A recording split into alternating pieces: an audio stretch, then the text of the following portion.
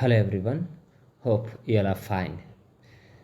In my previous video, we have learned that how Frederick Douglass struggled to come out of slavery, and in my first video about this chapter, there we have learned how about the background of Frederick Douglass. And we have seen that how Frederick Douglass tried to come out of slavery, especially when he was a child, right?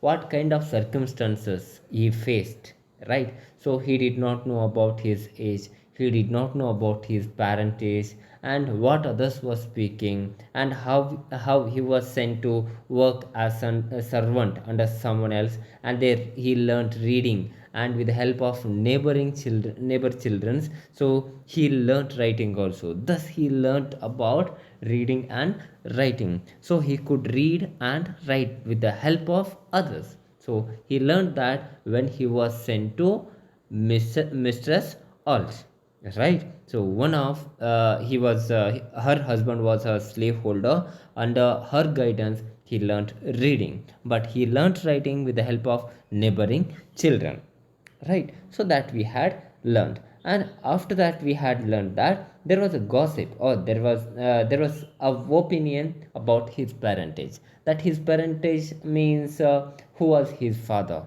He knew his mother, but who was his father, there was a opinion about that, there was a whisper about that. So some they were telling that his master, or that white man, was his father, or some they had an opinion that his owner himself was his father. Like that they had a gossip or whisper. And we have seen other practices, like how the slave children were separated from their slave mother, right, or mother in the early age itself, because we have seen that how Frederick Douglass was separated from his mother when he was an infant, right, that we have seen. And it was a common custom there in the region of Maryland.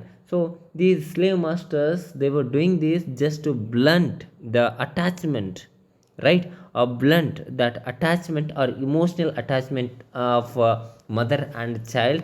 As a result, they were separating a slave child from its mother in the early stage itself. So in the same way, the Frederick Douglass was separated from his mother when he was an infant. After separating, they used to keep the slave children under the care of an old slave which was not able to work in the field, right? So like that we had learned. So this Frederick Douglass, he did not get any love and affection from his mother too, right? So next we have seen that how Frederick Douglass, or how Frederick Douglass had explained about the horrors of this slavery, how slave children or slaves were beaten black and blue, or how slaves were punished, right? So like that we had learned. And moreover, the slave mothers, they used not to get permission to see their own children, and even if they like to see their own children, they had to take permission from their masters. So if they get permission from the master, such masters would get a title, that is kind master. Like that they had a custom there. And moreover, after their work, they had to go to see their children, but there was a condition: after their work they had to rush miles together, that too on feet or by walk they had to go, and that too during night they had to see their children for shorter duration, and they had to come. Like that the things were, that we had learned how this Frederick Douglass felt after separating from his mother. See, his mother, he lost, or he was separated from his mother in the early stage itself, and he lost his mother when he was around 7 years old. But in the shorter duration itself, this Frederick Douglass, he had met his mother only for 4 to 5 times, that too for shorter duration, and he did not have that kind of memorable conversation with his mother too. Like that the situation was. So later she passed away, and even this Frederick Douglass, he felt as if a stranger had passed away. because they had blunt or they had destroyed or disturbed that emotional attachment towards his mother. So like that the situation was. So like that these white men or the slave masters or slave holders used to treat the slave. So we can say that it is horror or how these slave masters used to treat the slaves. And next, let's I had stopped here and called the suddenly away that she left me without the slightest intimation of who my father was. Yes, of course. See, this Frederick Douglass's mother, she passed away when he was 7 years old. But this Frederick Douglass, he did not get who was his father, because when he was child he was separated, and only in that 7 years he had met her only for 4 to 5 times, that too in the night, right? So he did not get, or she passed away after when he was at 7. She passed away, but he did not get who was his father. She had not intimated or she had not spoken anything about his father. So here he said that she left him without any slightest intimation of who was his father. And there was a whisper that his master was his father. Yes, of course, there was a whisper or opinion that his father was his owner or slaveholder or his master himself. May or may not be true, and it is not clear, and it may be true or false. He is not sure about that. It is of but little consequences to my purpose, why the fact remains in all its glaring odiousness that slaveholders have ordained and by law established that the children of slave women shall in all cases follow the condition of their mother. See, this ardent, glaring, that is staring, right? And odiousness means that is hatredness. The slaveholders say ordained. Ordained means that authorize. The slaveholders, they had authorized or they had implemented a law. That law was nothing but a slave children must follow the condition of their mother, but not the father. See, it is just, we can say that there is a hidden conspiracy about this practice. Let's see how these slave children were separated, and after separating, how they used to blunt the attachment towards their mother, first thing. And another one, their father, most of the children, the slave children, they did not know who was their father, right? So it is another one. And next one, the slave holders or slave masters, for their benefit, they had a law that is a slave children of a slave woman shall in all cases follow the condition of their mothers. See, the slave women, they must, the slave children, they must follow the condition of its mother, but not the father. Father might be a white man or slaveholder or a slave, whatever, but the slave child cannot follow its father's situation or condition. But here, this they had implemented this law just to benefit the slaveholders or white men, because in most of the cases the slave children had, or the most of the cases slave children, they had a parents means the parents means that is about slave woman and slave holder, or white man and slave woman. Like that they had, because of that these slaveholders, for their benefit, they had this law. And this is done to obviously to administer to their own lust. See, just to benefit themselves, I told you, and that is to benefit or satisfy their lust or physical desire. Only for that reason they had this one, because they could enjoy or they could experience or they could satisfy their lust, right? So because of that reason, these slaveholders, they had implemented this law. If the slave child follows mother's condition, there is no problem at all. And moreover, there is not to allow to speak, right? There is not allowed to allow these slaves to speak about their father or the master or slaveholder. So there was no word about complaining and all. So this law was implemented by slaveholders or slave masters, right? And another one, and make gratification of their wicked desires profitable as well as pleasurable, that I have told you, to satisfy physical desire. They used to have these laws. For by this cunning arrangement, the slaveholders, in cases not a few, sustains to his slaves the double relation of master and father. In most of the cases, these slave masters or the white men or slaveholders, they used to play a dual role, that is a role as a master and another role as a father. So like that they used to have dual role in one slave's life. It is about how slave holders treated slave women, and moreover how slave children were compelled to follow its mother's condition, right? And they had a law, they had authorized this situation, they had authorized this trick whatever they had authorized that, right? As a result, there was no one to complain about this one, right? Let us move on to next paragraph.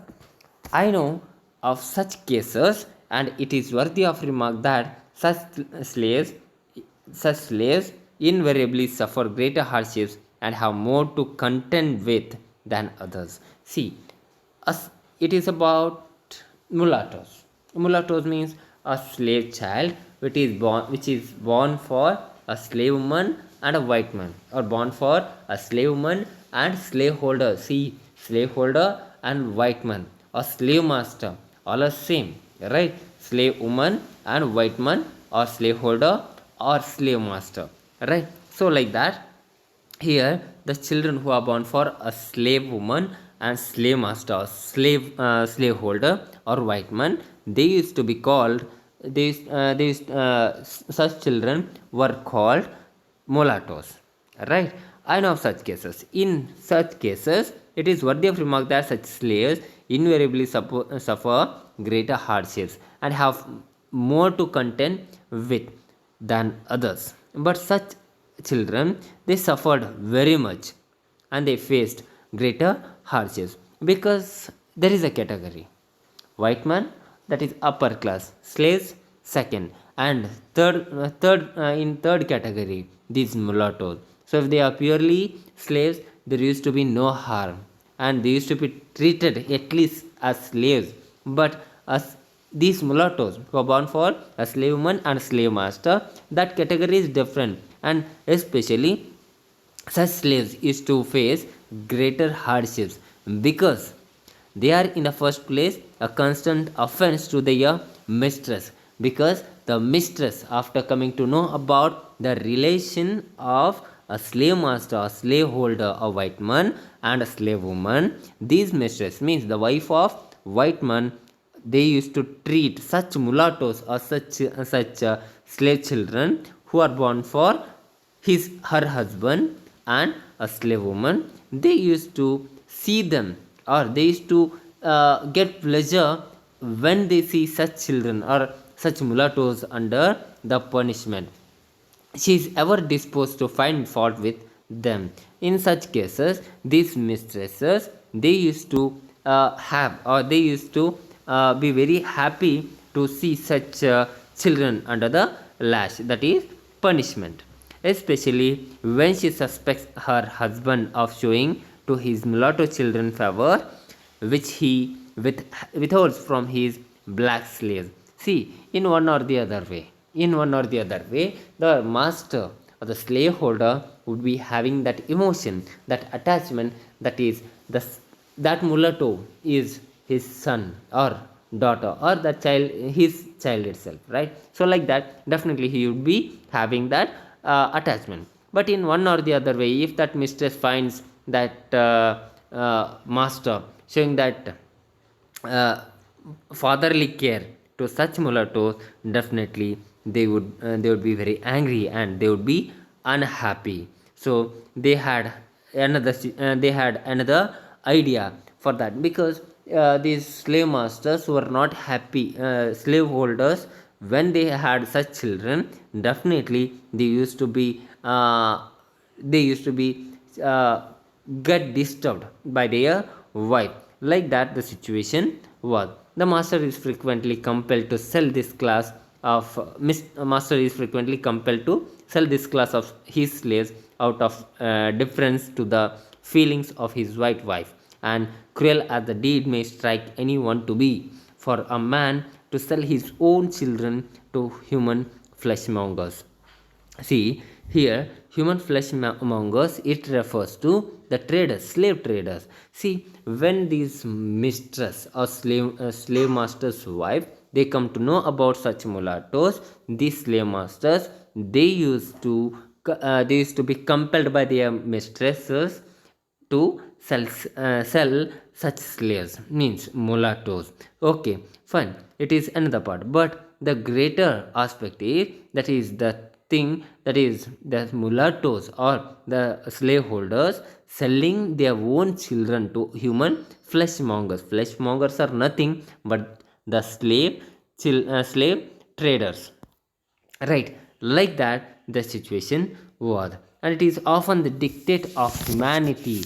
Yes, of course, it is often the dictate of humanity. Why? Because see how these masters treated them, first thing, and second one, if they are mulattoes, they had to face the mistress too. And especially these mistress, when they come to know about the relationship of dual role of slave master or her husband, definitely they would get angry, and they would be very pleased or very happy to see such mulattoes, to see when they are under the lash, under the punishment. Like that they used to be very happy. Next, for him to do so, for unless he does this, he must not only whip them himself, but must stand by and see one white son tie up his brother of but few shades darker complexion than himself, and ply the gory lash to his naked back. And if he lisps one word of disapproval, it is set down to his parental partiality, and only makes a bad matter worse, both for himself and the slave whom he would protect and defend. See here, this after a certain time, these mistresses of wife of slave masters, they used to compel the slave masters to sell such kind of slaves, because the slave master's wife, they used to know, or they would come to know that these slave masters would shower the fatherly affection to such mulattoes too. Because of that, they were compelling the masters to sell such class of slaves. Okay, so it is another thing, if they compel, definitely these masters had to sell, otherwise that would disturb their personal life too. So here another aspect is, a son, means a white son or white brother, had to see his own brother is being beaten by him, that too on his naked back, and with we can say that cudgel they used to punish, they used to whip them, that a white brother is standing aside and seeing, right? So if master disapproves of punishing a mulatto like that, definitely that would make a bad matter worse, that would disturb their personal life too, both for himself and the slave whom he would protect and defend. Yes, it would be difficult for slave master and a slave who would come and slave means mulatto, who would come and who would get that love and affection of the master, definitely that would make the bad situation worse. And I have had two masters. Okay, that is about Frederick Douglass and however he faced, and it is about his past. And at last, we have to see who was that master. I had two masters. First one, see, first thing you must remember, he had two masters. He had two masters. Frederick Douglass had two masters. There, my first master's name was Anthony. So his first master's name was Anthony. Do remember his first master's name was Anthony. I do not remember his first name, and he did not know his first name. He was generally called Captain Anthony, a title which I presume he acquired by sailing craft on the Chesapeake Bay. See, just he had a title, that is, he was a Captain Anthony, and he got that title Just he assumed or presumed that he acquired that title by sailing a craft on the Chesapeake Bay, and he was not considered a rich slaveholder, and even he was not considered a rich slaveholder there. That Antony, he owned two or three farms and about 30 slaves. That Captain Antony had two or three farms and 30 slaves. His farms and slaves were under the care of an overseer, and his farms and slaves were under the care of an overseer. This Antony had an overseer. Overseer means a controller, a supervisor to take care of his farms and the slaves. The overseer's name was Plummer. Please do underline that his first master was Mr. Antony. His title, Captain, and he had an overseer. That overseer's name was Plummer. The overseer's name was Plummer. Mr. Plummer was a miserable drunkard, a profane swearer, and a savage monster. See here that Plummer, he was brutal, he was very cruel. So here we will come to know about his cruelty. Overseer's name was Plummer. Mr. Plummer was a miserable drunkard. He was drunker and profane swearer. Profane swearer, he was unholy and he had no ethics, no principles, nothing. And a savage monster. Yes, of course, he was a monster. He always went armed with a cow skin and heavy cudgel. So here we always that Plummer used to be seen with heavy cudgel and cow skin. Means what we call kalebaru and barkolu. What we call with that he used to punish the slaves. I have known him to cut and slash the woman's head so horribly that even master would be enraged at his cruelty. So he was very cruel than master. And moreover, the Frederick Douglass had seen him cutting a woman's head and would threaten to whip him if he did not mind himself. See, it is very horrible. This Plummer, an overseer, he could cut a woman or slave's head off, means without mercy. He had no principle, no ethics, nothing. So that much horrible that Mr. Plummer was. It required extraordinary barbarity on the part of an overseer to affect him. Yes, of course, this overseer or supervisors had to be barbarity, or they had to be very brutal or violent or cruel, so to affect, right? So he was a cruel man hardened by long life of slave holding. So here, not only the slave, even the masters, they used to be very violent or cruel, or they are quite brutal, right? So to affect such overseer, even this master had to be very cruel. He was a cruel man hardened by a long life of slave holding. Yes, of course, he had another master, and that master was also uh, very cruel. He would at times seem to take great pleasure in whipping a slave. Yes, of course, his master would get he used to get pleasure in whipping a slave.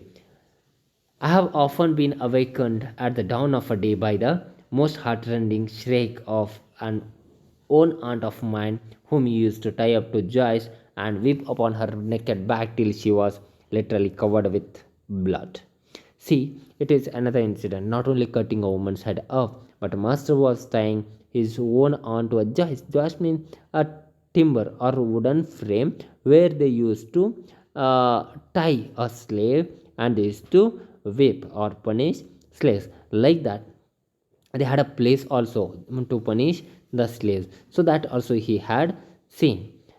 No words, no tears, no prayers from his gory victim seemed to move his iron heart from its bloody purpose. See, that woman was horribly wounded, and it was bleeding, right? So she was naked, and this master was whipping her, and she was tied to that joist, and she was praying, she was crying, but nobody was there, right? So nobody was there, and it was very hard, and this master was very cruel. The louder she screamed, the harder he wept. See, out of pain, that woman if she screams, and that master used to whip her harder. Like that, they used to be very cruel. And where the blood ran fastest, there he whipped the longest. See, wherever they could find blood on their back, on that space or place only, these masters used to whip, to torture or hurt them. So, like that, the mentality they had. He would whip her to make her scream and whip her to make her hush. Yes, of course. To make her silence also they used to whip.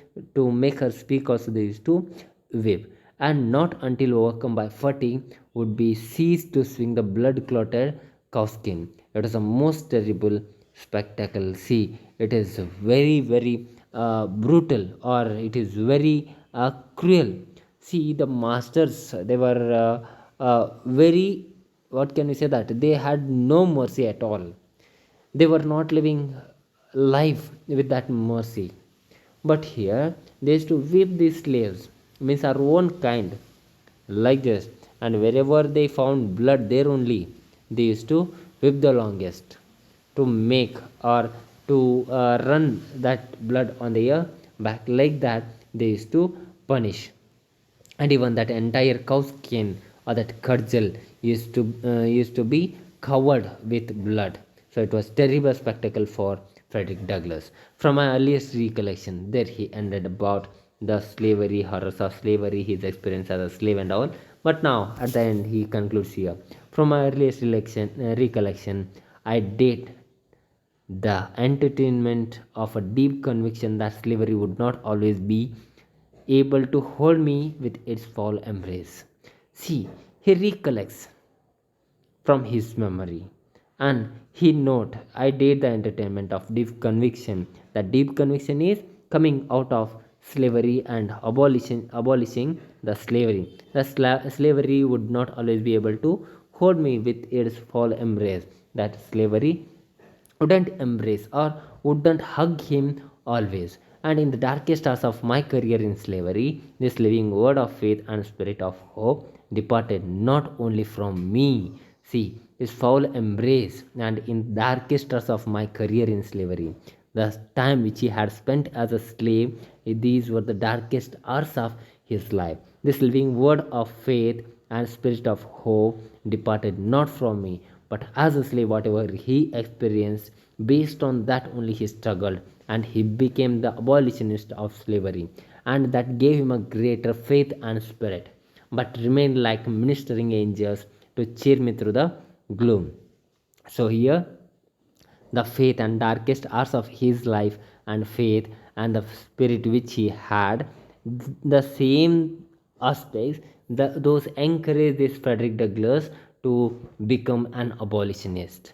This good spirit was from God. Yes, now he speaks about God, and whatever was possible from Frederick Douglass, it was because of the spirit of God. And to him I offer thanksgiving and praise. At the end, the Frederick Douglass expresses his gratitude to God for having such mindset, for giving him strength to escape from slavery and become abolitionist. This is about Frederick Douglass's life and the horrors of slavery, and we can say that a practice of slavery. Right. So here I conclude this story. Thank you.